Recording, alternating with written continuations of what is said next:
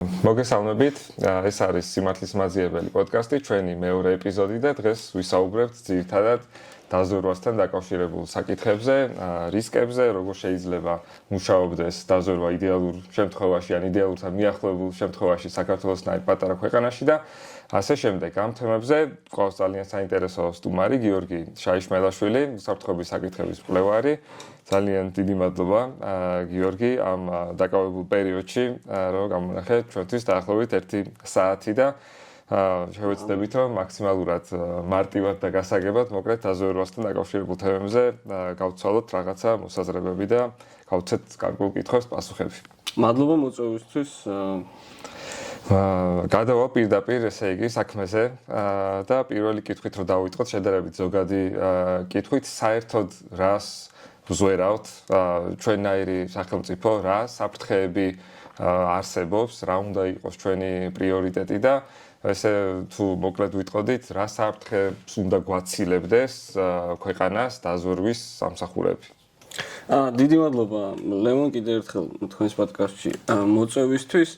ალბათ რაღაცა მსმენელთა რაღაც წრე რომელიც ნახავს ამ ამპლუაში იკითხავს რომ მე რა შუაში ვარ ასე თქვა დაზვერვასთან და აქვე თავიდანვე მინდა განმარტო მინიმუმ რამდენიმე ადამიანს ვიცნობ რომელიც რაღაცა საჯარო სივრცეში არიან ჩვენს ყველა იცნობს ასე ვთქვა და უმუშავეა დაზვერვის სამსახურში შეიძლება ჩემზე ბევრად საინტერესოს ისიც ყოფილიყვნენ რა ქვია რესპონდენტები ამ კუთხით თუმცა მე ჩემი ესე ვთქვათ პერსპექტივა დაზვერვასთან დაკავშირებით არის ის რომ მე ამ ყველაფერს ვიყურებ პოლიტიკის გადმოსახედიდან ვიყავი თითქმის 10 წელიწადი თავდაცვის სამინისტროში პოლიტიკის და სტრატეგიის შემუშავებაზე ერთ-ერთი პასუხისმგებელი ადამიანი და მე ამ კონტექსტში ვხედავდი რა როლი აქვს დაზვერვას იმისთვის რომ სახელმწიფოს ჰქონდეს შესაბამისი სტრატეგია. ან პოლიტიკა. ეს ამიშნულოვანი ამბავია. მოკლედ, ვინც ეს თემა კარგად იცის, ან სპეციფიკური რო არ გავხადოთ ახლა ჩვენი საუბარი, ამაზრით მე ვარ, ესე ვთქვათ, კენდელიანელი თუ კენდელისტი. ეს კენდელი იყო, მოკლედ არსებობს ფუნდამენტური დისკუსია, რომელსაც ორი პარადიგმა შექმნა ამ დაზვერვის ესე ვთქვათ კვლევებში თუ დაზვერვის პრაქტიკაში კენტის და კენდელის ეს ორი ადამიანი იყვნენ ორივე იელის უნივერსიტეტის პროფესორები ორივე მუშაობდა CIA-სთან თანამშრომლობდა და მოკლედ დებატი იყო იმის თაობაზე რა ამოცანას უნდა ისახავდეს დაზვერვის სამსახური ნორმალურ ვითარებაში. კენტს მეაჩნდა რომ დაზვერვა ეს უნდა იყოს დამოუკიდებელი, მაქსიმალურად მიუკერძოებელი ანალიზი შეფასება გარემოში არსებული ვითარებისა, საფრთხეებისა და ასე შემდეგ. კენდელი უფრო თვლიდა რომ დაზვერვა უნდა იყოს პოლიტიკურად რელევანტური.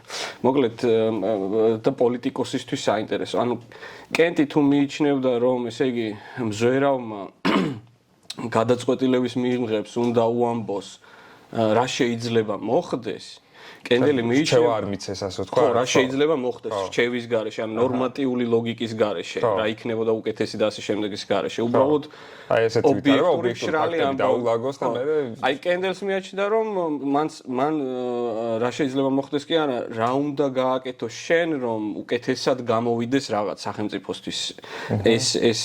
ეს უნდა უზრუნველყოს და პრინციპში ხო ანუ საბოლოო ჯამში ხო რაღაცა ესეთი შრალად და იდეალისტური ფორმებით არ არსებობს იდეალური ფორმებით ხო ესეთი რაღაცები ჯამში გვაქვს ვითარება როდესაც ამორის სინთეზი ხდება როგორც წესი ანუ პოლიტიკის გარეშე არ არსებობს დაზვერვა მეტიც ეს დაზვერვის ციკლი როგორც წესი ინფორმაციის შეგროვებიდან საბოლოო პროდუქტამდე რომელიც გადაწყვეტილების მიღებთან მიდის როგორც წესი იწყება პრიორიტეტების განსაზღვრით რომელიც პოლიტიკოსის პრეროგატივაა ისე როგორც ბევრ რამეში, აქაც პოლიტიკოს როგორც არჩეულ პირს, რომელსაც აქვს სახალხო ლეგიტიმაცია, მას აქვს ასე ვთქვათ პრეროგატივა, რომ განსაზღვროს მისთვის რა არის პრიორიტეტული და ეს პრიორიტეტიზაცია იმ თავითვე ავიწროვებს და უფრო დაძლევად ხდის დაზვერვისთვის ამოცანების შესრულებას. ოღონდ ეგ არამხოლოდ და არამც არნიშნავს იმას, რომ პოლიტიკოსი უნდა ერეოდეს დაზვერვის შეფასებებში იმის ყოველდღიურ საქმიანობაში და ეს როგორ მოხდეს ამის გამიჯვნა და ეს ამის უზრუნველყოფა მაგალითად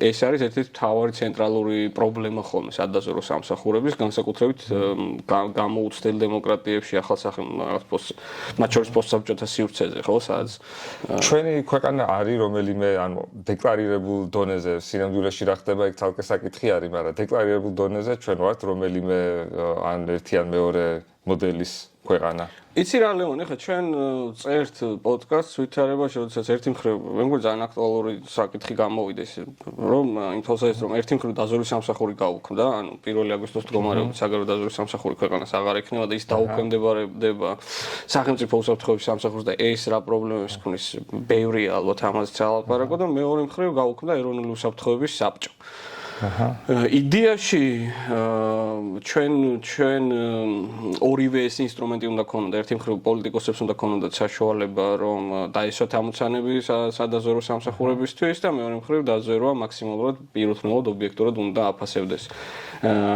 გარემოს თუმცა ამისთვის საჭიროა ინტერაქცია ამისთვის საჭიროა კომუნიკაცია პოლიტიკოსებსა და აი ამ თემს შორის ხო უსაფრთხოების თემს შორის ბრძოლების თემს შორის სამწუხაროდ ეს კავშირი როგორც არამხოლოდ სადაზვერვო არამედ ზოგადად სტრატეგიულ საკითხებზე მომუშავე უწყებებთან თავდაცვის სამინისტრო, საგარეო დაზვერვის სამსახური და იგივე ეროვნული უშუალოების საბჭო, თუ უსაფრთხოების საბჭო არის ძალიან სუსტი. თვითონ საბჭოს ამდენჯერ გაუქმება და შექმნა ჩვენს რეალობაში და ეხლა ბოლოს გაუქმება. უკვე მიუთითებს იმაზე, რომ პოლიტიკოსებს უბრალოდ არ ესმით, რატოა მნიშვნელოვანი თანმიმდევრული რაღაცა ხო შენდება გზა და თანმიმდევრულობა თუ არ გაქვს შესაბამისად რაღაცა თავიდან სამნაბის წინ გამ ორს უკან. კი. ისე როგორც ბევრ ამაში, აი აქ პრობლემა ისიც არის, რომ ეს საკითხი, რადგან სენსიტიურია, შედარებით დახურულია საზოგადოებისთვის, თუმცა ჩვენ შემთხვევაში ზედმეტად დახურულია და ანუ ეს კიდეც ერთი პრობლემა ამ თემისა ჩვენთან საქართველოში, ამ თემში ამ შემთხვევაში community-ს გულისხმობ. რომ რაღაცნაირად ზედმეტად სიკრესი თუ რაღაცა დახურულობა თუ გასაიდუმლოება ამ საკითხისა იმაზე მეტია, ვიდრე სინამდვილეში უნდა იყოს, ხო? ანუ ჩვეულებრივი ამბავი უნდა იყოს ნორმალურ დემოკრატიაში, მაგალითად ამ უწყებებიდან, მაგალითად დაზვერვის სამსახურებიდან ადამიანების ტრანსფერი სამოქალაქო საზოგადოების ორგანიზაციებში, საუნივერსიტეტო სივრცეში და პირიქით, ხო? ჩვენთან პრინციპში ჩვენ აი თუ არ ჩავთვლით დაზვერვის სამსახურის ბოლო შეფს, რომელიც გადადგა და წავიდა ერთ-ერთ think tank-ში მუშაობს, არც კი ვიცნობთ ამ ადამიანებს ვინ არიან. არა და ეს საჯაროდობა ამ ადამიანების მიმართ არის ერთ-ერთი ძალიან მნიშვნელოვანი თემა. იმიტომ რომ ამ დობის გარეშე მე რჩდება მთელი რიგი მითები, ხო? აი ხშირად ზვერავებს თხოვენ ხოლმე, მაგალითად აი ბოლოს რომელი რუსი აღმოაჩინეთ და საგარეო დაზვერვის სამსახურის ამოცანა არ არის რომელიმე რაღაცა საერთოდ ეს ხალხი საკუთარ ტერიტორიაზე არ ოპერირებენ, ამ აზრით არ მუშაობენ. და ბევრი ესეთი მითია.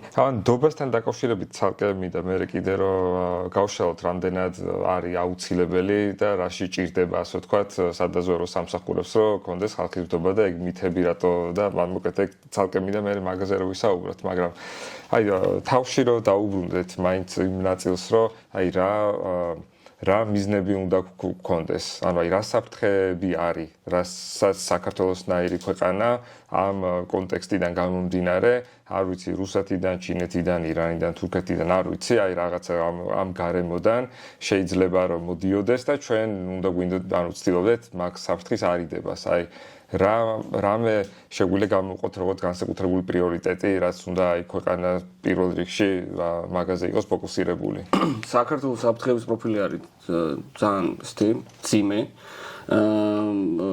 თუმცა მე დღემდე მიმაჩნია რომ მიუხედავად მოკლედ ერთი საფრთხეების სპექტრი თუ კონფლიქტების სპექტრი თანამედროვე სამყაროში გამრავალფეროვნდა იმის გამო რომ მან მოიცვა ბევრი ისეთი არაკინეტიკური მიმართულება გასაგებად რომ ვილაპარაკოთ მაგალითად დღეს ითვლება რომ ადამიანების კოგნიტური უნარები არის ასევე ბრძოლის ველი. ანუ cognitive warfare, ესეთი კოგნიტური ბრძოლა.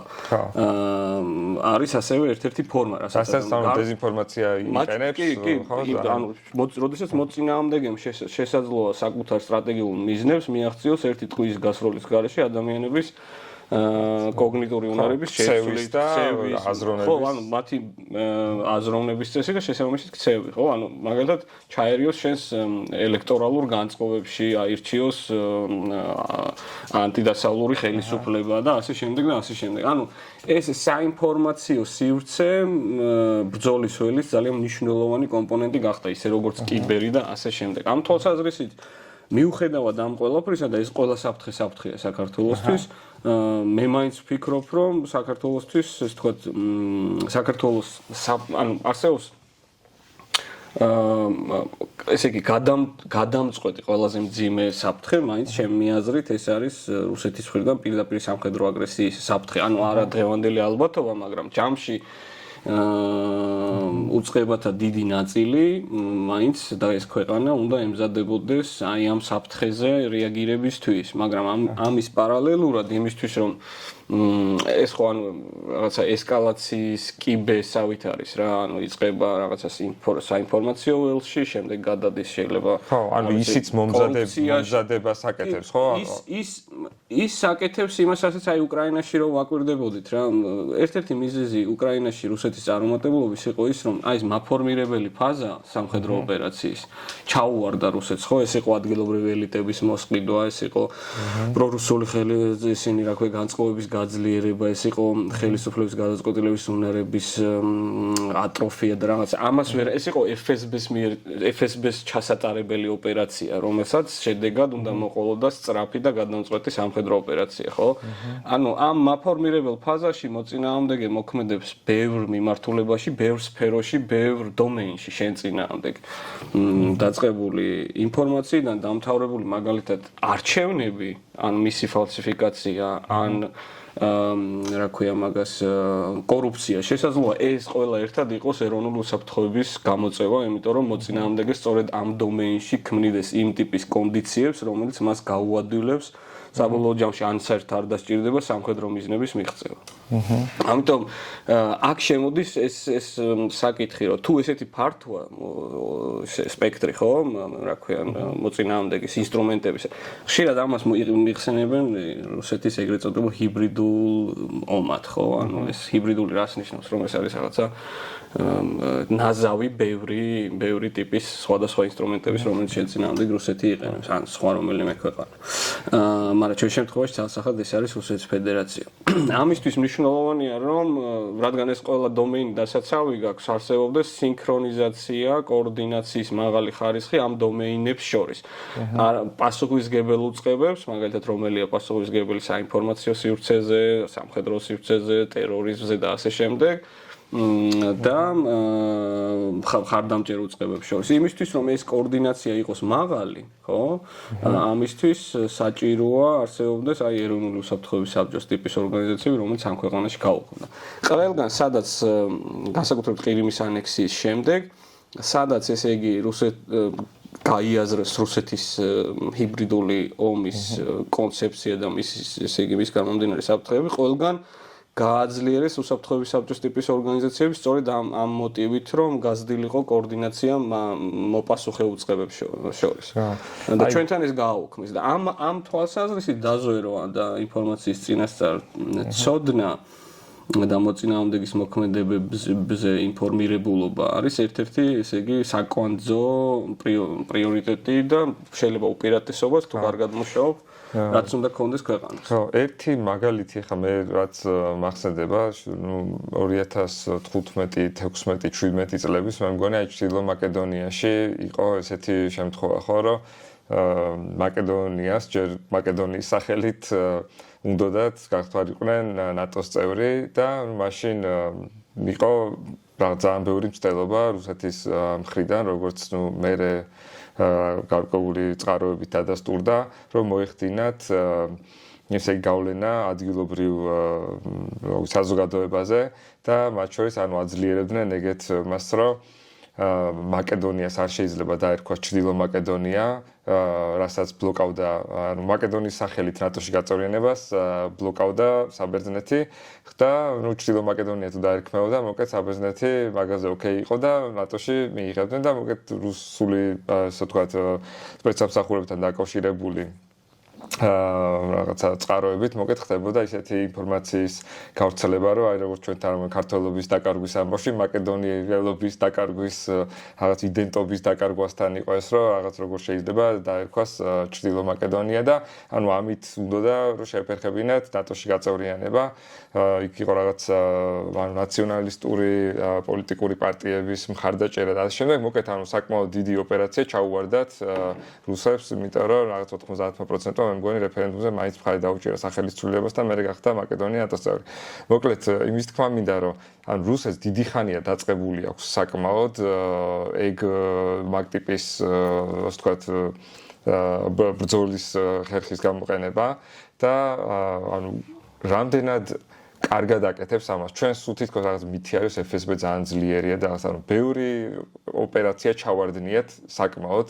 გასაგებია რომ ხა ჩვენ ნაირი პატარა ქვეყნისთვის კიდე და პატარა რესურსების ქვეყნისთვის სხვა საფრთხეები არსებობს. ხა მაკედონიის შემთხვევა ხა ევროპაში არიან და იქ ხა ჯარით ვერ შევიდა, თორე ალბათ რავი უკრაინა და საქართველოსთან ხა სხვა სიტუაცია იქ ხა ვერ მიწვდა სავარაუდო და ამიტომ იქ რაღაცა სერბეთის და რაღაც ბოსნიაში რესპუბლიკა სერბსკას გავლით, მოკლედ ცდილობს უფრო აი რაღაც საინფორმაციო მის წარმოებას, მაგრამ რამდენად აქვს ანუ რეალურად დასავლურ ქვეყნებთან შედარებით, აი ბევრად უფრო უკეთესი პოზიცია თუ ბევრად უფრო წინ არის მაგ ჰიბრიდული ომის წარმოების კუთხით?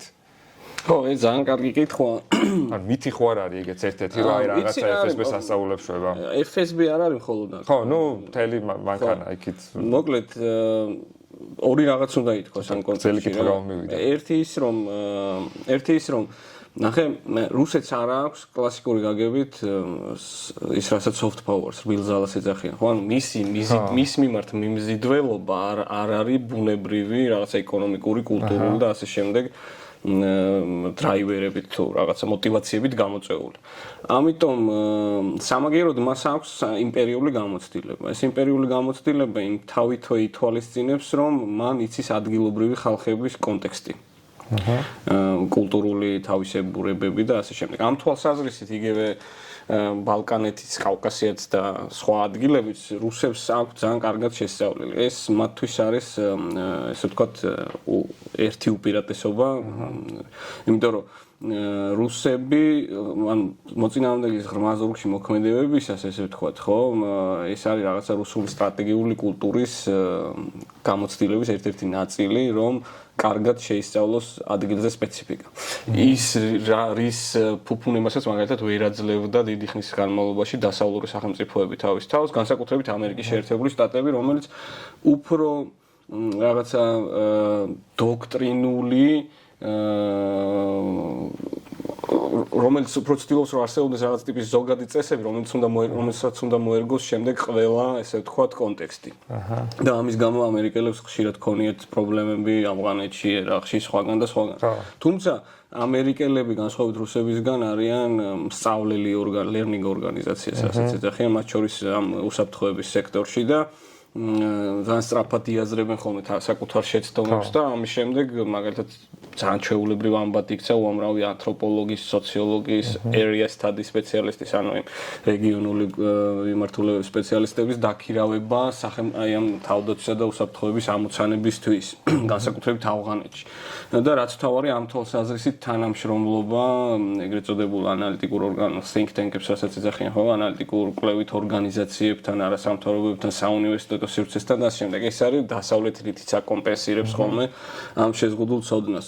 რუსეთს აქვს ეს რადგან პირდაპირ მისი ესე ვთქვათ სტრატეგიული ინტერესების ვთქვათ პერიმეტრი არის მისი ყოფილი იმპერიული სივრცე, რომელიც კარგად ბუნებრივად უკეთიცნობს და ამერიკელებისთვის ეს იყო რაღაცა როგორც გლობალურ ძალას ამერიკელებს ყველგან ვინაიდან აქვს ინტერესი შეუძლებელია ყველა კონტექსტი თავითვე კარგად ცოდნათ. მეორე უპირატესობა რუსების ეს არის რომელიც უპირატესობა დროსა და სივრცეში, გარკვეულ დროსა და სივრცეში, მაგრამ არაგრძელვადიანი უპირატესობა ეს არის ის, რომ როგორც ავტორიტარიზმს რუსეთს შეუძლია გადამწყვეტად და სწრაფად იმოქმედოს განსხვავებით დემოკრატიებისგან, არა?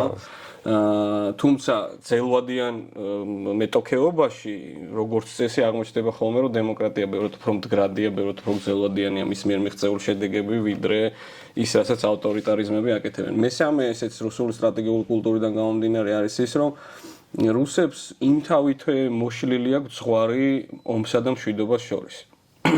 ანუ ნახეთ დასავლელი ხშირად ახლა ამერიკის ვარ კოლეჯებში და სხვაგან ცდილობენ რომ აუხსნან აი ის რომ კონფლიქტის სპექტრი არის ერთი განგრძობითი კონტინუუმი და არა ის რომ არსებობს მშვიდობა და ომი და დემოკრატიებისთვის არსებობს იმიტომ რომ ისინი ნორმალური ხალხია ხო მშვიდობაში აქვთ ბევრი რამ დასაკარგი ამიტომ არსებობს ომი როგორც აბერაცია რომელიც სწრაფად უნდა დასრულდეს და არსებობს მშვიდობა, რომელიც დოსაც ვითარდები, ცხოვრობ ნორმალურად და ასე შემდეგ, ერთობლივ. ხო. და რუსული სტრატეგიული აზროვნებისთვის ომსა და მშვიდობას შორის ზღვარი მოშლილია იმის გამო რომ ესე იგი მას შეუძლია მშვიდობიანობის დროსაც გამოიყენოს მთელი რიგი ისეთი მათ შორის აი კომუნისტური გამოცდილება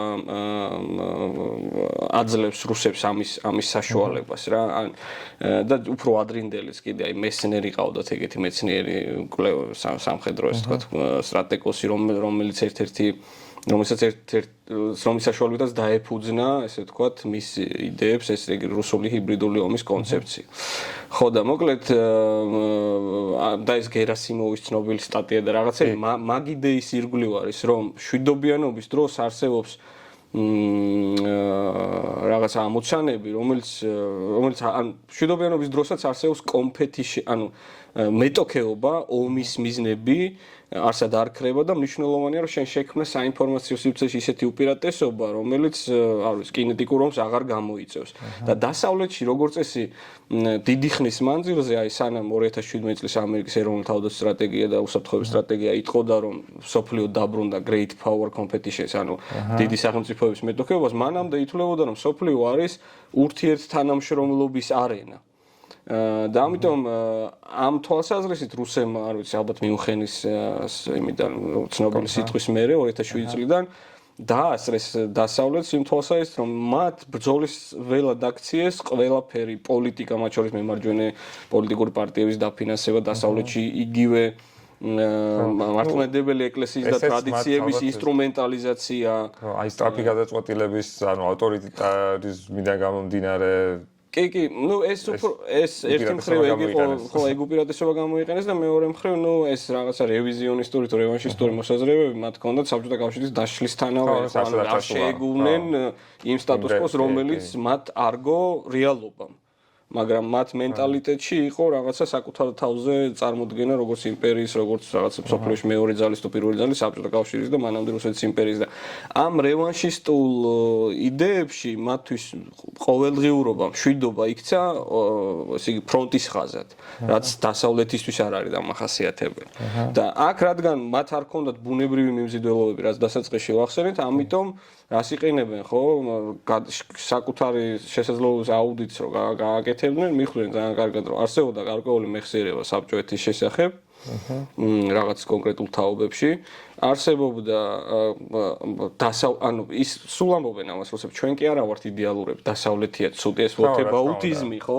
არის მარის ირგვლივაც აგებენ ისინი ამ ეგრეთ წოდებული ბილი ძალის იდეებს მეორე ეს არის მოკლედ მეხსიერება საბჭოეთის შესახებ მესამე ეს არის თვითონ დასავლეთის მიმართ იმედგაცრუებები რომელიც განსაკუთრებით ვერ გიცავენ რაღაცა ნუ 2008 წლის ეკონომიკურმა კრიზისმა დასავლეთში შექმნა მთელი რიგი შიდა კონფლიქტები რომლის რომელზე კაპიტალიზაციაც ძალიან ეფექტურად სცადეს რუსებმაც და ჩინელებმაც განსაკუთრებით იმ ეტაპზე რუსებმა შიგნით დასავლეთში თქვათ მემარჯვენე და მემარცხენე რადიკალიზმის დაფინანსება გაძლიერება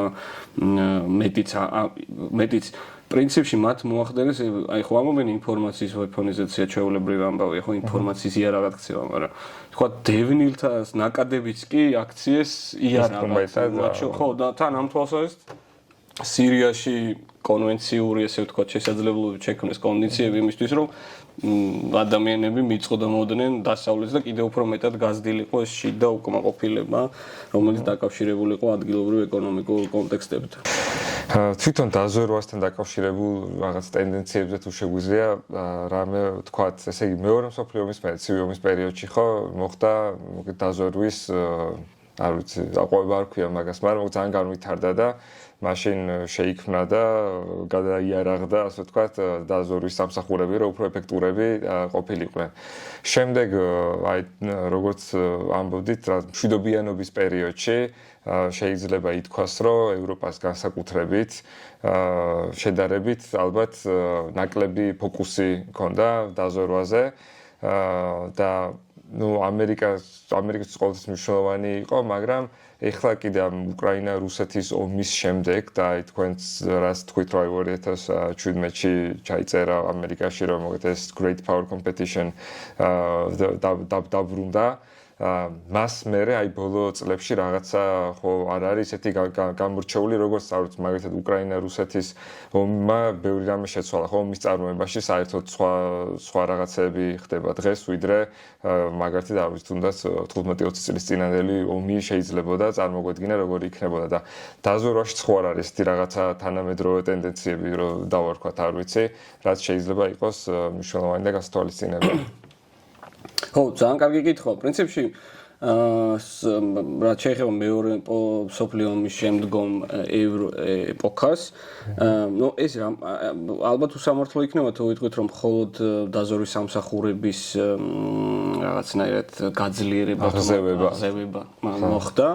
იმის გამო ამ დროს უბრალოდ ხდება ვინაიდან ატომური ბომბის შექმნამ და ბირთვულმა პარიტეტმა შექმნა მშვიდობის პროცესორად კონვენციური ომის დიდ სახელმწიფოებს შორის კონვენციური ომის ალბათობა შეამცირა და მეორე მხრივ კონვენციურმა ომებმა გადაიწია პერიფერიებზე სადაც მიდიოდა მეტოქეობა ამ ორ დიდ ძალას შორის ამერიკის შეერთებულ შტატებსა და საბჭოთა კავშირის შორის აი ეს ეგრეთ წოდებული პროქსი ომების სახელით ცნობილი ომები და მეორე მხრივ არსებობდა გარკვეული საჭირო იყო ბირთვული პარიტეტის შენარჩუნება ამან გამოიწვია ის რომ ესე იგი ომის სამხედრო საქმე გახდა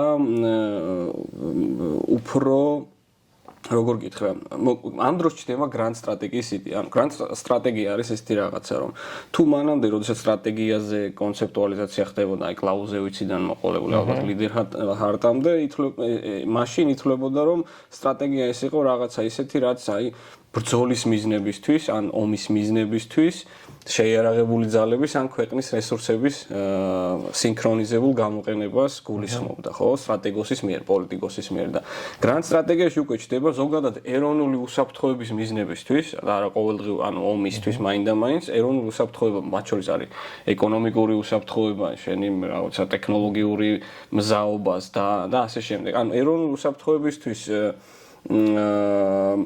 ქვეყნის ეროვნული ინსტრუმენტების სინქრონიზებული გამოყენება ეს არის გრანდ სტრატეგია და ეს ეროვნული ინსტრუმენტები, ეროვნული ძალის ინსტრუმენტები არის მრავალფეროვანი. მოიცავს ეკონომიკასაც, მოიცავს, არ ვიცი, მეცნიერებას, ტექნოლოგიებს, სამხედრო თავისთავად შესაძლებლობებს, ფინანსებს და ასე შემდეგ. ამიტომ ეს არის ეპოქა, როდესაც ამ დროს ხდება ესე ვთქვათ რაღაცა მაქსიმალური დაახლოება მეცნიერებასა და სამხედრო სტრატეგიულ საკითხებს შორის.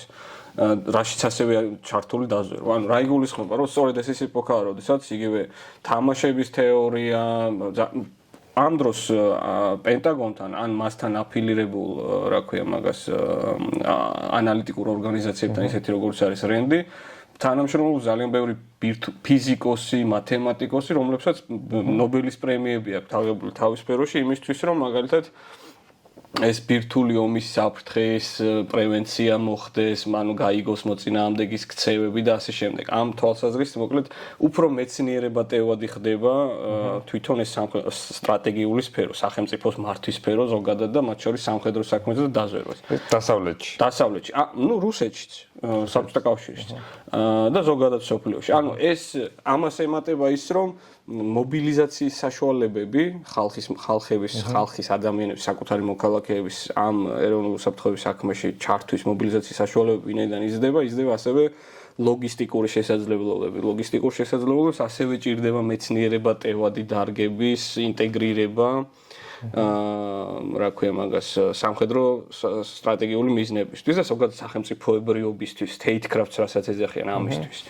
და ამ ყველაფერში დაზვერვას აქვს ეს გამჭოლი როლი, სადაც ყველგან მონაწილეობს დაზვერვა ერთი მხრივ როგორც რაღაცა ინფორმაციის შეკრების, დამუშავების, გადაწყვეტილების მიღების დამხმარე ინსტრუმენტი და მეორე მხრივ როგორც უპირატესობის შექმნის ინსტრუმენტი შენს მოწინააღმდეგესთან. ეს ის დროა, როდესაც აი ძალიან აქტიურად მიმდინარეობს მაგალითად დაზვერვის დახურული თამაშები იმისთვის რომ მოიპოვო მაგალითად ტექნოლოგიებზე ცოდნა რომელიც შეიძლება კონდეს შენს მოწინააღმდეგეს და ასე შემდეგ. და ვინაიდან სამხედრო ბიუჯეტები პროფესორ თავდაცვაზე გამოყოფილი ხარჯები გაზრდილია ორივე ქვეყანაში ბუნებრივად ეს ორგანიზაციები თავდაცვის სამინისტრო უსაფრთხოების სამსახურები ვითარდებიან და პლუს არიან დამკვეთები მეცნიერებებისთვის. ხო, იმისთვის რომ ინტერნეტი მაგალითად ამ კონტექსტში ჩდება, ხო და ეს ტენდენცია გრძელდება ვიდრე საბჭოთა კავშირის დაშლამდე, ანუ ცივი ომის დასრულებამდე და ამის შემდეგ იწყება დაღმასვლა, როდესაც სოფლიო იწყებს ცხოვრებას იმ დაშვებით, რომ აი სამყარო იქნება ეკონომიკურ ურთიერთთანამშრომლობაზე და რაღაც ავტომატურად იწვევს მშვიდობიან თანაცხოვრებას რა, უნდა გამოიწვიოს ამ. ხო და ეს ლიბერალური პარადიგმაც, აი ისტორიის დასასრულის კონცეფცია, ესე ვთქვათ, ხო რა ფუკუიამამ დატრენდა. დიდხანს იყო ხელის შემშლელი რაღაცა აზრით, ესე იგი ამ ორგანიზაციებისთვის და მივიღეთ ვითარება, როდესაც რუსეთმა, ჩინეთმა, სხვა რევიზიონისტმა ძალებმა ამ ზედმეტი სიმშვიდით თუ ფუფუნებით ისარგებლეს და გარკვეული უპირატესობა შექმნეს. ამ კონტექსტშია ჩემი აზრით გასააზრებელი 2008 წლის აგვისტოს ომის, 2014 წელს ყირიმის ანექსიაც, სირიაში რუსეთის ინტერვენციაც და ანუ აი საბოლოო გამოღვიძება ხდება 2022 წელს აქვია რუსეთის სრულმასშტაბიანი შეჭრის შემდეგ უკრაინაში და დღეს დასავლეთს უწევს გადაეწყოს აი ამ გრძელვადიანი მეტოქეობისთვის. სადაც ასევე სადაზვერვო სამსახურების როლი არის ძალიან მნიშვნელოვანი. მაგრამ აქ განსხვავებით ცივი ომისგან საინტერესო ტენდენცია იცით რა არის, რომ ცივი ომის პერიოდში თუ სახელმწიფო იყო, ანუ ბიუჯეტური ორგანიზაციები ამ შემთხვევაში თავდაცვა უსაფრთხოების ინსტიტუტები იყო დამკვეთი კერძო სექტორისთვის რაღაც ტიპის ტექნოლოგიების შექმნისა. დღეს ხდება გვაქვს ვითარება, როდესაც კერძო სექტორში შექმნილი სამოქალაქო იმისთვის საჭიროებისთვის შექმნილი მთელი რიგი ტექნოლოგიების სამხედრო მიზნებით გამოყენება ხდება. ანუ დრონიც არ ვიცი მაგალითად. დრონი არის ალბათ ყველაზე კარგი მაგალითი და ადვილად დაახმო და სტარლინკი და სხვები და ანუ მთელი ეს არ შექმნიდა სამხედრო მიზნებით თავის დროზე ტექნოლოგია. არც სამხედრო შეკვეთა ყოფილა, არც ბიუჯეტს დაუფინანსებია, თუ მირიბად შეიძლება რაღაც შეკვეთები თქვა კოსმოსში.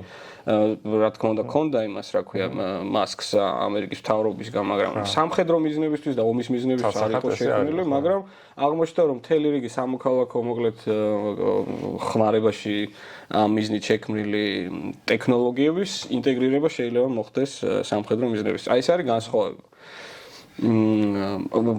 ანუ რაც ასევე თქვა დაზვერვის სამსახურებზე ხშირად ამბობენ ბოლო პერიოდში არის ის, რომ აი ამ დრონების სატურაცია, კოსმოსური სადაზვერვო ვიზუალური დასალების მოპოვების ითვლება, რომ ამას შეამცირა თითქოს დაზვერვის იმ აი ყველაზე უფრო პოპულარული სახალხო ნაწილის მნიშვნელობა, ხო? ანუ გულისხმობ აი სპიონაჟს ორმაგ აგენტებს და ფილმებში, მხატვრულ ლიტერატურაში სპაი რომანს ეძახიან და არსად არა ინტელიგენს რომანს, ხო? ანუ ლაპარაკია ჯაშუშურ რომანებზე, რომელიც ძალიან ცნობილი პოპულარული დოკუმენტური პროზაა და იმაშიც ფილმებში და კინემატოგრაფიაში ძალიან პოპულარული. იმიტომ რომ ადამიანებს ეს რისკიანი ცხოვრება ზვერავების ამ ნაწილი საინტერესოა.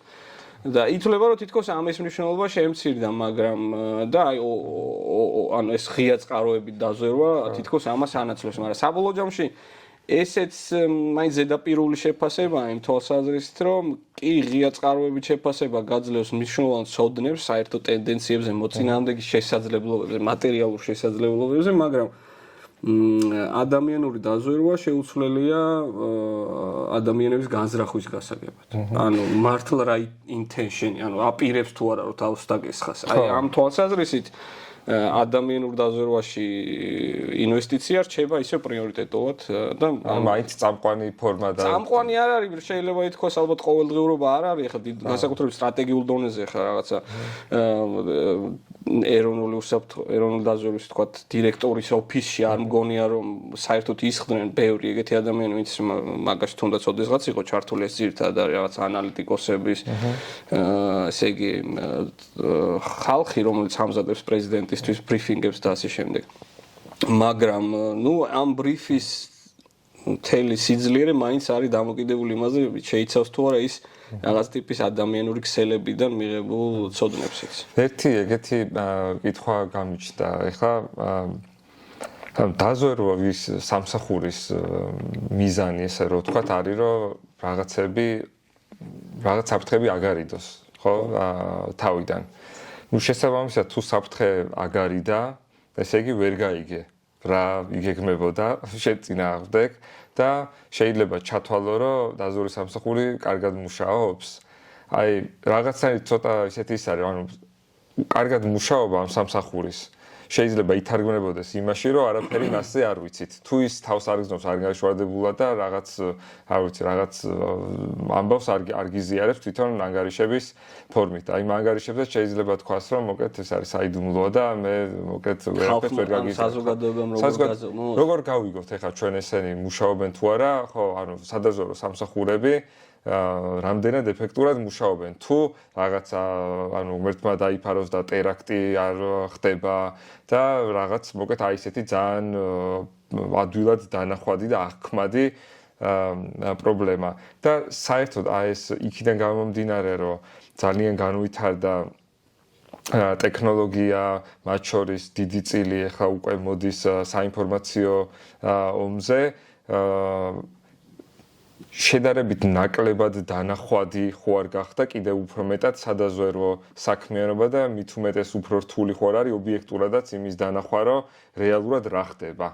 და მე ეს მიდის უკვე ნდობის ამბავთან ალბათ და მე გადავიდეთ თვითონ საზოგადოების ნდობა თუ არის. მე მგონი ნდობის ამბავთან თალცაც მიდის რომელიც დასაწყისშივე ვახსენეთ. მაგრამ კითხვა შეიძლება ასეც დაისვას რომ თუ დაზვერვის სამსახურები არსებობს იმისთვის რომ ამა თუ იმ სახელმწიფომ თავიდან აირცილოს სტრატეგიული სიურპრიზი. ან ნებისმიერ სიურპრიზი რომელიც მას შეიძლება მოწინააღმდეგე მოუწყოს, ხო? და ეს სიურპრიზები მაინც ხდება. მაშინ რაში გვჭირდება დაზვერვის სამსახურები, ხო? კი, ესეც არის და მაშინ ანუ რა სიურპრიზი, იმიტომ რომ მე ვფიქრობ რომ ძალიან ბევრი ადამიანისთვის ესე ჩანს რა, რომ რა ვიცი, ცხოვრობთ რა, ანუ ომი არ არის, ტერაქტი არ ყოფილა, ანუ აი რა სიურპრიზები. ერთ-ერთი ყველაზე უფრო ელიტურ სპეცსამსახურს ისრაელისას 2023 წლის 23-ია, ხო, 23 წლის 7 ოქტომბერს დაემართა ისრაელს დაემართა, როდესაც ჰამასის 3000-მდე ჯარისკაცი ისე შეიჭრა ქვეყნის ტერიტორიაზე, რომ პრინციპში რეაგირება აღმოჩნდა ძალიან რთული, უამრავი ტყვე აიყვანეს, ახალგაზრდები დახოცეს, რომლებიც იქვე საზღვართან პრინციპში აკვე ფესტივალზე და ასე შემდეგ რა. მოკლედ სიურპრიზი სანამ არსებობს ადამიანური წარმოსახვები და ადამიანის ინტელექტი და ადამიანური რაღაცა შინაარსები, სანამ ადამიანები ვარსებობთ, მანამდე ყოველთვის არსებობს რაღაც ხრიგი, რომელიც შეიძლება მოწინააღმდეგე ისე მოგიწყოს, რომ შენ ამის პრევენცია ზად ვერ დახვდე. არ ვიცი. CIA-ც პეიჯერების საქმე და რა ვიცი. ნუ პეიჯერები უკვე ამათი მოწყობისა ისრაელის ოპერაცია, მაგრამ მათაც ხო იყიდეს პატიოსნად ეს პეიჯერები, ჯიბეს ჩაიდეს, ანუ ეგონათ რომ არაფეთქდებოდა, ხო, რა თქმა უნდა. ხო, რა წარმოვიდგინე. ამიტომ ეს 9/11 ხო, ამერიკის შეერთებული შტატების. ხო, და აი მაგიტო ვამბობ, ეგეთი რამები თუ არ ხდება და ხო და აქ შემოდის შემდეგი საკითხი. აქ ნახეთ საქართველოზე ვილაპარაკო თუ ზოგადად საქართველოს კონტექსტი საქართველოს კონტექსტი ისეთია რა ქვია საქართველოს კონტექსტში იმდენად დაბალია ცოდნა იმ საქმეების მნიშვნელობაზე, რასაც სადაზვერო სამსახურები აკეთებენ პოლიტიკურ კლასშიც და საზოგადოებაშიც და საჯარო დისკურსი იმდენად შეზღუდულია ამ თემებზე, რომ ისე აუქმებენ მაგალითად ეროვნული მშვიდობის საბჭოს, საგარეო დაზვერვის სამსახურს, რომ პრინციპში გარეთ რეაქცია ამაზე როგორც წესი არ არსებობს ხოლმე. ხო და მესაც გეტყვით, მე თავდაცვის დაახლოებით 10 წელი ვიმუშავე და ყველა ახალი მინისტრი რომ მოდიოდა, არსებობს დაზვერვის სხვადასხვა ფორმა, რომელიც სხვადასხვა არეალს აკვირდება და ასე შემდეგ და თავდაცვის სამინისტროსაც ყავს რა თქმა უნდა ჯგუფები, რომლებსაც აქვს სხვადასხვა პრიორიტეტული ფუნქციური დატვირთვა, რომელი რას აკვირდება და რას ვერავს ასე ვთქვათ, ხო, რომელი რაზე აგროვებს ინფორმაციას და ამუშავებს. და ყველა მინისტრს ჰქონდა ცდონება, რომ ესენი ცალ-ცალკე რატოა, მოდი გავაერთიანოთ და ერთ-ერთი გავაუქმოთ და ფული დავზოგოთ და რაღაცა ესეთები რა. ოღონდ ეს მინისტრებს, რომელსაც ეს ოპტიმიზაცია, როცა რაღაც პოპულარულ ამბად რო ითვლებოდა, ყველა ამით იწყებდა ხოლმე რა. ცდონება არავინ არ კითხულობდა როგორც წესი, აი რა სინამდვილეში რატოა ეს ცალ-ცალკე. ამერიკელებს რატო აქვთ 18 სადაზვერვო ორგანიზაცია? 18 სადაზვერვო სამსახური. რატო ჭირდება მე ამ სამსახურებს კიდე დირექტორის ოფისი, რომელიც ფიუჟენს შერწყმას აკეთებს ამ ინფორმაციის და რატო არსებობს კიდე ეროვნული უსაფრთხოების საბჭო? კაი, ამერიკის შეერთებული შტატები დიდია, მაგრამ პრინციპში ამ მოდელზეა აწყობილი ძალიან ბევრ ქვეყანაში დაზვერვის სამსახურები, იმიტომ რომ დაზვერვის სპეციფიკაა განსხვავებული და შეუძლებელია ერთი განსაკუთრებით ამ თვალსაზრისით მნიშვნელოვანია ის, რომ საშინაო ან კონტ დაზვერვითი ამოცანები არ იყოს დაკავშირებული საგარეო, რასაც ახლა აკეთებენ რა. და ეს მოკლედ ქართველი პოლიტიკოსებისთვის ეს იმდენად უმნიშვნელო ამბავია, რომ ამის დაფინანსება, ამაზე რესურსების გამოყოფა როგორც წესი არ არის ხოლმე პრიორიტეტული. და დასავლეთში ამას აკომპენსირებს ორი რამ. ერთი ის, რომ საჯარო დისკურსი ამ საკითხების ირგვლივ არის უფრო მაღალი, ანუ და ამ დისკურსს რა ქმნის ხო? მედია, ასეთი პოდკასტები, ანალიტიკური ორგანიზაციები, რომლებიც თანამშრომლობენ ამ სადაზვერვო სამსახურებთან, თვითონ კავშირი ანალიტიკურ წრეებს, აკადემიურ წრეებსა და სადაზვერვო სამსახურებს შორის, ხო? ანუ ამ ადამიანების რენომე, რომელიც დაზვერვაში მუშაობდა და მე წავიდა და უნივერსიტეტში კარგი პროფესორია, რა თქმა უნდა, ზრდის ნდობას ამ პროფესორის მიმართაც და იმ დაზვერვის სამსახურის მიმართაც და იმ უნივერსიტეტის სახელიც უფრო მეტად გაზრდილია. ჩვენ სამწუხაროდ ჩვენთან დაზვერვა მაინც არის რაღაცა საბჭოთა სტერეოტიპი, ნაგანიანი ტიპი, რომელიც ტყავის ქურთუკით უნდა მოძრაობდეს რა და რადგან ესე გვესმის ბუნებრივია რომ ამის მიმართ ნდობაც ნაკლებია და დასავლეთში ამით აკომპენსირებენ მოკლედ რომ დისკურსი არის ცოდნები მიუხედავად იმისა რომ იქ არის რაღაც საკითხები რომელიც დახურულია ამ ორგანიზაციების მნიშვნელობა იციან ადამიანებმა გარდა ამისა ბევრი დაზვერვის ოფიცერი მე მიდის პოლიტიკაში ისე როგორც სამხედრო ოფიცრები რა ხდებიან გადაწყვეტილების მიმდევრ პოზიციებზე და მათ ბუნებრივია რომ აქვთ სურვილი რომ დაიცვან საკუთარი ორგანიზაციის ის და ჩვენთან მთლიანად პოლიციური და კონდაზვერვითი არის თუ რამე ვინმე ხო და მაგიტომაც მაინტერესებს აი ჩვენ კონტექსტზე ვკითხულობდი უფრო რა ჩვენ რანაირად შეგვიძლია რომ თუ ის არ გვაწვის ანგარიშებს თავის საქმიანობასთან დაკავშირებით ჩვენთვის ანუ ბოლომდე რაღაც შავი ის არის ხო რომ ანუ ვერ გავიგებთ ანუ შეგვიძლია რაღაცა ვივარაუდოთ რამდენად ეფექტური არის ან არა მაგრამ სამსახური ერთი პრევენცია საბოლოო ჯამში დაზვერვის სამსახური ახდენს გადაწყვეტილების მიღების ინფორმირებას და თვითონ პრევენცია შეიძლება გახდეს საჭირო ეკონომიკის სამინისტრო იყოს ამაზე პასუხისმგებელი ან პოლიცია ან რომელიმე კონდაზვერვითი ორგანიზაცია მოკლედ ესენი არ არიან თვითონ რაღაცა ფიზიკური ძალა რომელიც რაღაცას აღკვეთენ რა ესენი არიან ხალხი რომელიც წინსწრებად გაძლევს ინფორმაციას მოწინააღმდეგის განზრახვებზე და მე პრევენცია უკვე სხვების გასაკეთებად და ამას კარგად აკეთებენ თუ არა ამ საქმეებას super რთული ეს არის რა ქვია არ არის რთული, იმიტომ რომ თუ დავხედავთ იგივე საქართველოს საგარეო დაზვერვის სამსახურის ბიუჯეტს, ნახავთ რომ ამ ბიუჯეტით სერიოზული საქმეების გაკეთება არ არის მარტივი. ხო, ამ დონეზე შეგვიძლია ამუშავოთ. და პლუს მაგას, ნუ ეს დაზვერვის სამსახურს არ ეხება, მაგრამ თქვა სულს ჰქონდა ვალდებულება რომ პარლამენტისთვის მუდმივად წარედგინა საჯარო რა ქვია მაგას ანგარიშები, რომელიც ყველასთვის ხელმისაწვდომია. მაგრამ ეს მთელი ეს ინფრასტრუქტურა ანგარიშვალდებულებისა თავიდან არის ქვეყანაში ასაწყობი, არც არასდროს არ ქონია, შესაქმნელია უფრო სწორად. კულტურად ისედაც არბობს ეს და ეხლა მით უმეტეს ამ ერთმანეთთან გაერთიანებით პრინციპში რაც მოხდება ის რომ ეს სახელმწიფო უსაფრთხოების სამსახურის ორგანიზაციული კულტურა შეიჭრება დაზვერვის სამსახურშიც, რაც შეუძლებელს გახდის პოლიტიკურად თავისუფალი და მიუკერძოებელი, რა ქვია, მაგას ანალიზის შესაძლებლობას და მთელი ეს ოპერატიული რესურსები, რაც დაზვერვის სამსახურს აქვს, დარწმუნებული ვარ, ჩადგება პარტიის სამსახურში და არა ეროვნულ უსაფრთხოების სამსახურში და საბოლოო ჯამში გაერთიანების მიზანიც ეგ არის. ამიტომ იდეალურ შემთხვევაში, როდესაც ერთ-ჩვენი დღეს ხელისუფლება შეიცვლება, ხო? ეს გვექნება გასაკეთებელი, ჯერ ერთი სუსი იქნება თავიდან ასაწყობი, რა ფორმითაც შევქმნით ამ ორგანიზაციას და მისი ანგარიშვალდებულების მექანიზმები შესაქმნელი, რაზეც ცალკე შეგვიძლია გადაცემა გავაკეთოთ და მეორე მხრივ საგარეო დაზვერვის სამსახურის შესაძლებლობები იქნება გასაძლიერებელი, იმიტომ რომ იცი რა არის მე არ ვიზიარებ სკეპსის იმ თვალსაზრისით, რომ ეხლა რომ რაღაცას თუ არ ჩანს ან ვერ აკეთებენ, რომ ამ ქვეყანას არ აქვს რაღაც ნიშური შესაძლებლობები, სადაც შეიძლება რომ სწორედ საქართველოს საგარეო დაზვერვის სამსახური აღმოჩნდეს ის რესურსი, რომელიც შექმნის რაღაც ისეთ ცოდნას, რაც მნიშვნელოვანი იქნება არა მარტო ჩვენთვის, არამედ ჩვენ დასავლელი რეგიონულ წესში და დასავლელი პარტნიორებისთვის, ხო?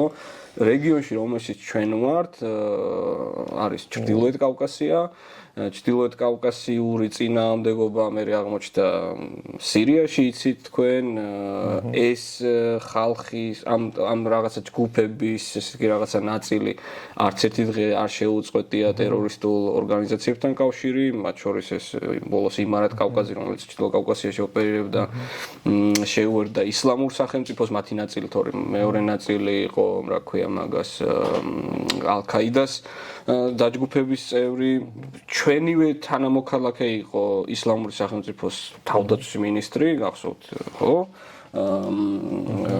და ეს ყველა საერთაშორისო ტერორისტული ქსელებზე რაღაცნაირად მათი განზრახვების ცოდნა, მათი ინფორმაციის შეგროვება და ასე შემდეგ არის ტოპ პრიორიტეტი და რჩება მიუხედავად იმისა, რომ სოფლიო შედის რაღაც დიდი სახელმწიფოების დაპირისპირების ფაზაში, ტერორიზმი და violent extremism, რასაც ეძახიან ძალადობრივი ექსტრემიზმი, არსად არ გამქრალა და ეს კერა მნიშვნელოვნად არის ის სივრცე, სადაც ჩვენ გვაქვს მნიშვნელოვანი პოზიციები რა და ამ თვალსაზრისით ქართულ სპეცსამსახურს გლობალური მნიშვნელობა სულ ქონდათ, ანუ დღეს ხო ესეთი ვითარებაა, რომ უბრალოდ იმის გამო რომ ქვეყნის მიმართ ჩვენი დემოკრატიული უკუსლის ფონზე დობა დასავლეთში ქრება, ანუ ამ თანამშრომლობასაც ემუქრება საფრთხე, თორემ ეს თანამშრომლობა საკმაოდ აქტიური იყო ჩვენ სპეცსამსახურებსა და დასავლეთის სხვადასხვა სპეცსამსახურებში. ნუ ალბათ მე არ მაქვს ინფორმაცია, მაგრამ სავარაუდოდ წლების განმავლობაში დახმარება capacity building-თან დაკავშირებით, შესაძლებლობების განვითარების დაკავშირებით, ალბათ ძალიან ბევრი ქართველი ოფიცერი, როგორც საგარეო დაზვერვის სამსახურში, ისე სახელმწიფო უსაფრთხოების სამსახურში და რაც თავად თავდაცვის სამინისტროში იღებდა სხვადასხვა ტიპის capacity building-ს, ტრეინინგი, განათლება, აკადემიური მათ შორის, ინფორმაციის გაცვლა და ასე შემდეგ. კი ბატონო. მადლობა ღმერთს, ამას შექმნა რაღაცა ცოდნები, რომელზეც შეიძლებოდა რაღაცის დაშენება, მაგრამ სამწუხაროდ ეს ადამიანები აღმოჩნდებიან პირველი, ვინც ამ სამსახურებს დატოვებენ. აი დარწმუნებული ვარ, რომ თქვა საგარეო დაზვერვის სამსახურიდან გადინება გაიზრდება. ეხლა შერწყმის მე. იმიტომ რომ უფრო პოლიტიკური ან პოლიტიზაციის სუსი ხო ან პარტიული ინსტრუმენტია ჩვენ და სამწუხაროდ მისი დიდი ნაწილი და საგარეო დაზვერვის სამსახური ამ თვალსაზრისით შედარებით თავისუფალი იყო. შედარებით არ ბევრი თავისუფალი იყო და მოკლედ ეს ბევრისთვის მიღებელი იქნება მაგ წრეში მუშაობა. განსაკუთრებული საფრთხე ამ ცვლილების. ნდობის ნაწილზე მოკლედ თუ შეგვიძლია რომ თქვათ, რატომ არის მნიშვნელოვანი რომ ადამიანებს კონდეთ სადაზვერვო სამსახურებისადმი ნდობა და თქვენ ახსენეთ კიდევაც რომ მითების მას უწყობს ხელსო და ესეც პრინციპში უკავშირდება მერე ამ მითების დეзинფორმაციასთან ბმას და ისევ მტრულად განწყობილი სახელმწიფოს მიერ ამ მითების გამოყენებას ჩვენ წინააღმდეგ, ხო? და თუ შეგიძლიათ აი ამ თემაზეც რომ ორი სიტყვით რომ შევეხოთ. სადაზრო სამსახურების და ზოგადად სპეცსამსახურების მეთოდობა ჩვენ ქვეყანაში დაბალი იყო პოსტსაბჭოთა გამოცდილება, საბჭოთა გამოცდილება. ხო, ეგ მემკვიდრეობაც ყველა ეს ვარიანტში მეხსიერება არსად არ გამქრალა, ხო? მეორე მხრივ ჩვენ ვერც ერთ ფაზაში დამოუკიდებლობის ვერ შევძელით პოლიტიკურად ნეიტრალური ინსტიტუტების შექმნა ამ თვალსაზრისით. და ბევრი ახალგაზრდისთვის დისკომფორტის მომტანია იყო ხოლმე ამ ორგანიზაციებთან რაღაცნაირი კავშირი, ნებისმიერი ტიპის კავშირი, გას ელემენტარული გასაუბრებაც კი.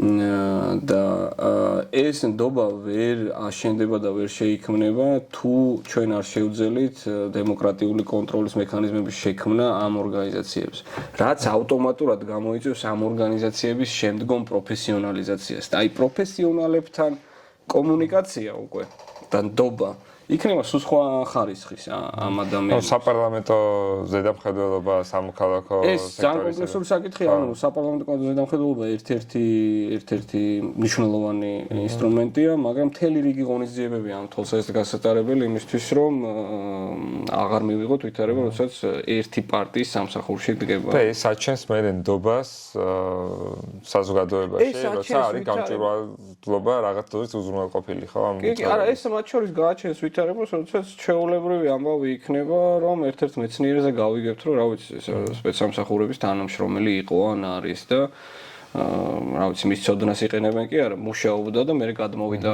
და უნივერსიტეტში დაბრუნდა და ეს აღარ იქნება ეს ანუ ესე იგი ხო, ანუ ეს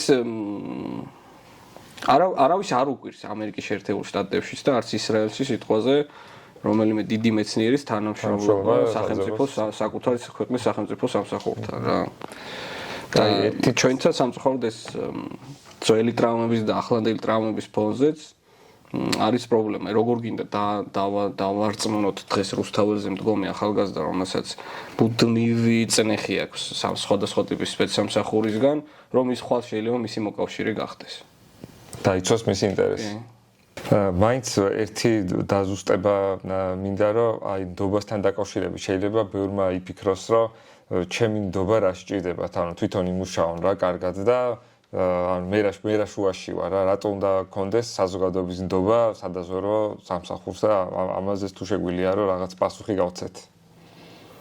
მოკლედ მე ეს არის ჯამში არამხოლოდ საგარეო დაზვერვის თქვათ ან რომელიმე სადაზვერო სამსახურის მიმართ ნდობა, არამედ ნდობა სპეცსამსახურების მიმართ, ნდობა ეს არის სტრატეგიული კულტურის ნაწილი, ხო? იმ სახელმწიფოებში, სადაც მაღალია ესეთი სტრატეგიული კულტურა, როგორც წესი, ესეთი სახელმწიფოები უფრო დაცულები არიან. ეს ნდობა საჭიროა უსაფრთხოებისთვის, საკუთარივე უსაფრთხოებისთვის. იმიტომ რომ ნდობა მათ შორის ნდობის მატერიალიზაცია რა არის? ბიუჯეტის მხარდაჭერაა საბოლოო ჯამში, ხო? იმიტომ რომ ჩვენ ადამიანებს გვაქვს შეზღუდული რესურსები, სახელმწიფოს აქვს შეზღუდული ბიუჯეტი და უნდა არსებობდეს რაღაც ესეთი მოტივაციები, რაც გონივრულ გადანაწილებას ან ჩვენ რომ მარტო იმაზე ვიყოთ, მარტო მხოლოდ იმაზე ვფიქრობდეთ, რა გვჭირდება ყოველდღიურად, ხო? მაშინ მხოლოდ განათლებას და ეკონომიკის და ჯანდაცვის სამინისტროს და ვაფინანსებთ. ალბათ 3-4 ისეთ სამინისტრო, რომლის შექმნილ პროდუქტს ყოველდღიურად მოვიხმართ. მაგრამ ჩვენ უნდა გვესმოდეს, რომ არსებობს ისეთი რამ, ისეთი პრინციპით მომუშავე რაღაცა, როგორც არის დაზღვევა, ხო? ანუ ჩვენ ხო დაზღვევაში პერიოდულად ვისაც ამის ფუფუნი მაქვს, ფულს ვიხდით იმის გამო, რომ ვიცით, რომ შესაძლოა არასდროს რეალიზდეს ეს ავადმყოფობა, მაგრამ თუ დადგება რისკი იყოს ზიანის ხარისხია ძალიან მაღალი, ხო? დაახლოებით ამ პრინციპით მუშაობს თავდაცვის სამინისტრო, იმიტომ რომ საბოლოო ჯამში მის მიერ შექმნილი სერვისი მარტო ომის დროს იზრდება და ამიტომ არ დავაფინანსოთ, ხო? ასეთივე დახურულ სერვისებს ქმნის დაზვერვის სამსახური, საგარეო დაზვერვის სამსახური, ამიტომ არ გვჭირდება, ხო? ამიტომ იმისთვის რომ ყოველდღიურობის მიღმა იყო წნეხი ყოველდღიურობაზე არ ქონდეთ მხოლოდ პოლიტიკოსებს და მხოლოდ ამაზე არ იყოს გარედან მოთხოვნა და მხოლოდ ამას არ აფინანსებდნენ. აქ საჭიროა ერთი მხრივ საზოგადოების ნდობა ამ ინსტიტუტების მიერ და მეორე მიმართ და მეორე მხრივ ამ ინსტიტუტების საჯაროების რაღაცა სტანდარტების შექმნა, რომ ნდობა მართლა გაუჩნდეთ ამ ადამიანებს და ეს ძალიან მნიშვნელოვანია ჩვენთან ვებგვერდზე შეხვალ, აი სახელმწიფო უსაფრთხოების სამსახურის ვებგვერდზე შეხვალთ, ისეთი შავი ფონი აქვს მაგალითად რა, ხო დამთრგუნველი. რომ იქ ალბათ მართლა რომ რაღაცა ტერორიზმზე კონდეს ადამიანის ინფორმაცია ზარის გაკეთება არ მოგინდება. საგარეო დაზვერვის სამსახურის ვებგვერდზე ეხლა რო დაგუგლოთ, ხო? ნახავთ რომ პრაქტიკულად არ მუშაობს, არაფერი არ დევს რა. იმიტომ რომ ეს არის ძველი საბჭოთა დახურული ტიპის ორგანიზაციების კულტურა, რომელიც აქ ისევ დარჩა. და საჭიროა ეს ხალხი გაიხსნას, მეტი თანამშრომლობა კონდეს. ანუ თუნდაც შეზღუდული რესურსის, რაც ყველა ვარიანტში შეზღუდული არის რესურსი, ანუ ის რომ ჩვენ კონდეს მათთან თანამშრომლობის სურვილი, ანუ ესეც ხო სადაზვერვო რესურს ზრდის რაღაც კუთხით, ხო, ანუ ამას ამბობთ, რომ ვიღაცას ინფორმაცია შეიძლება კონდეს საინტერესო, მაგრამ თავი შეიკავოს ახლა მაგათთან ურთიერთობა ამცირებს რა თქმა უნდა მკვეთრად და რაც თავარია ცოდნების გაზიარებას ამცირებს ანუ აქ მარტო ინფორმაციაზე ხომ არ არის ხო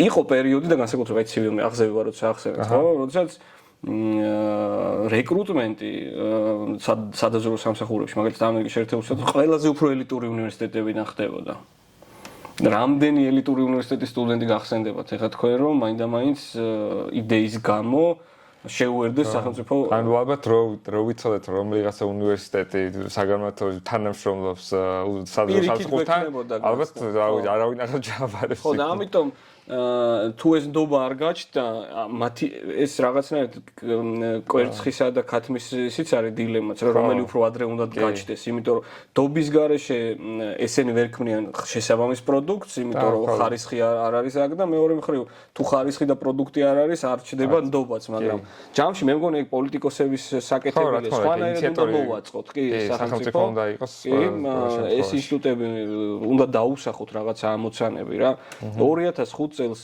მაგალითად ამერიკის შეერთებულ შტატებში კიდე ერთი რეფორმა დაიწყეს სადაზვერვო სამსახურების, როდესაც აღმოაჩინეს რომ ჩავარდა, რა ქვია, ჯერ 2001 წელს, როდესაც 9/11 მოხდა და მერე, როდესაც აი ბირთვული მასობრივი განადგურების იარაღი არ აღმოჩნდა ერაყში. და ერთ-ერთი მიგნება ამ რეფორმის რა იყო, იცით რომ მთლიანად შეცვალეს მოთხოვნები სამსახურში აყვანის და რეკრუტმენტი და ესე იგი ახალი გაიდენსი შეიმუშავეს, რა ტიპის ცოდნების ახალგაზრდები ჭირდებოდათ ერთი მხრივ ვინც უნდა მიიღოთ ამ სისტემაში და შემდეგ მათი პროფესიული განვითარება როგორი უნდა ყოფილიყო. იმის გამო რომ რაღაცნაირად თავიდან აერიდებინათ კოგნიტური მიკერძოებები, რომელიც ადამიანებს ჩვეულებრივ გჭირს. და სხვათა შორის აი ესეც პრობლემაა რა ჩვენთან აი ოპერატიულ ტაქტიკურ ცოდნებს თვითონ ამ სამსახურის შიგნით ზემოთ ძალიან ცოტა ფლობს გესმით აი ჩვენი ფაქტიურად ხო არც სკოლა გვაქვს ამ თვალსაზრისით არც თვითონ ამ სამსახურების უნივერსიტეტების ხო არ არსებობს რა ანუ აკადემია და ასე შემდეგ ძალიან შეზღუდული კურსებით იღებენ ასევე შეზღუდული ფულიდან წრიდან ადამიანების რა ქვია ახდენენ რეკრუტმენტს და ჯამში საშუალოზე შესაძლებლობის ხალხი იყრის იქ თავს და ეს იქნება პირველ რიგში შესაძლებელი და არ ვიცი აი დღეს ამ დასავლეთში მაგალითად სხვადასხვა ქართულად ითარგმნა ესეთი წიგნი დანიელ კანემანის იფიქრე ჩქარა იფიქრე ნდელა მე მგონი ასე თარგმნეს thinking slow fast thinking slow ეგეთი წიგნი აი კანემანის წიგნის გარეშე რომელიც ამოს ტერსკის და კანემანის ერთობლივი როშიც ნობელის პრემია აქვს აღებული დანიელ კანემანს წიგნის გარეშე არ არსებობს ამერიკაში რაღაცა სტრატეგიული დონის ანალიტიკოსი რა და ჩვენთან მე მგონია რომ ეს წიგნი რაღაცა ითვლება რომ მაინდა-მაინც რაღაცა ბიზნეს ლიდერებმა უნდა წაიკითხონ ან მაინდა-მაინც ფსიქოლოგებმა ან რაღაც ბიჰევიორისტმა ეკონომისტებმა და ასე შემდეგ და არა და ეს ზუსტად ის ცოდნა რაც დაზვერვის სამსახურში ანალიტიკოსებს უნდა ქონდეთ როგორ დაძლიონ ეს ბაიაზები და მეორე მხრივ როგორ უნდა ააწყო ისეთი მიკერძოებები კოგნიტური როგორ უნდა ააწყო ისეთი ორგანიზაცია სადაც ეს კოგნიტური მიკერძოებები იქნება მინიმალური რაც არ რთულია ხო და ჩვენთან რა ვითარება ახლა ჩვენთან იმდენად საბჭოთაა ეს კულტურა რომ იქ დირექტორმა რას თქვა უფროსმა რას თქვა და ასე შემდეგ ეგ არის ანუ რასაც მანდაც ვამბობთ ხო აი ცივი ომის პერიოდში რომ ეს მეცნიერ პროფესიონალიზაცია სხვა ხარისხზე მოხდა და თანამშრომლობა აკადემიასთან და მეცნიერებთან ანუ ჩვენ ეგზაგვა გასავლელი ეგზაგვა კიდე გასავლელი კიდე რა ეგზაგვა ხო ზუსტად გასავლელი არც დაგვიწია მე მგონი მაგ გზაზე სიარული კარგი, რა ვიცი, ძალიან საინტერესო იყო ჩემთვის პირადად. თუ რაღაცა გინდათ რომ კიდე დაამატოთ, რაზეც ვერ შევეხეთ, შეგვიძლია ბოლო რაღაცა დასკვნითი კომენტარები გავაკეთოთ და დავასრულოთ.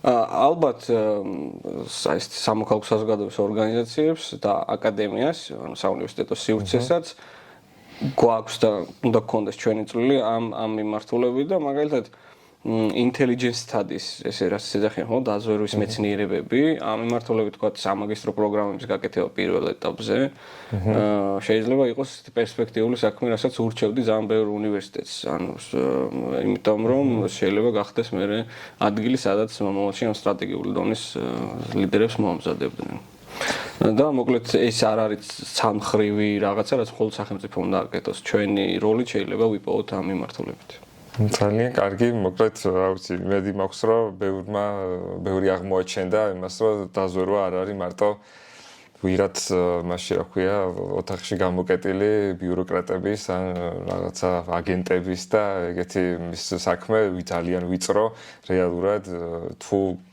გამჭვირვალე იქნება და ანგარიშგება იქნება და რაღაც მეტი გვეცოდინება როგორც აკადემიას, ასევე არასამთავრობო ორგანიზაციას, სამოქალაქო სექტორს რეალურად ბევრს შეუძლია, რომ მიიღოს რაღაც მონაწილეობა იმაში, რომ უფრო უკეთ მუშაობდეს ქვეყანაში ეს ძალიან კრიტიკული სახელმწიფო ფუნქცია.